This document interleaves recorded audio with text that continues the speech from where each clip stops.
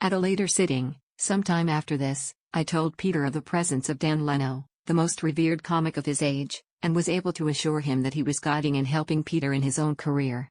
Unknown to me, he had been personally aware for many years that he was being protected and led in his professional life by someone from the other side. And he accepted this information with a sort of satisfied relief, not surprised because it figured somehow. Peter is convinced that Dan Leno was his guiding force. When his adored mother, Peg, passed over, Peter again came to see me. She proved to him that she was very much alive, relating things known only to herself and Peter, which I will not repeat here because all communications between my sitters and their friends and relatives from the spirit world are no concern of mine. The author, Peter Evans, likens my affection for Peter, which has developed over the years, to that of a childless aunt. This is not entirely accurate. I recognized in Peter those two states of mind which I have often experienced, loneliness and the desire to be a perfectionist. He is psychic and he is aware of it. Indeed, he would make a fine medium, but his métier is to bring happiness to millions in other ways.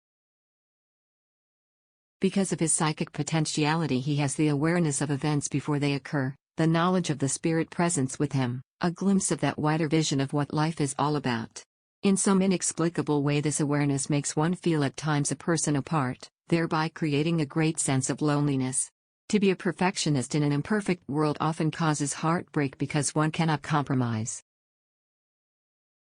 Jeanette Spanier lives in Paris, where she is connected with one of the leading French fashion houses, but to English people and Americans she will be known for her appearances on television, her many lectures, and her articles in the press. I asked Jeanette somewhat diffidently if I might relate her story about Nancy Spain. Nancy, of course, was one of the most famous journalists and radio and television personalities of her day. Her reply was a request that she be allowed to write it herself. And here it is. Nancy Spain was killed on March 21, 1964, when the private airplane in which she had gone to report the Grand National crashed beside the course.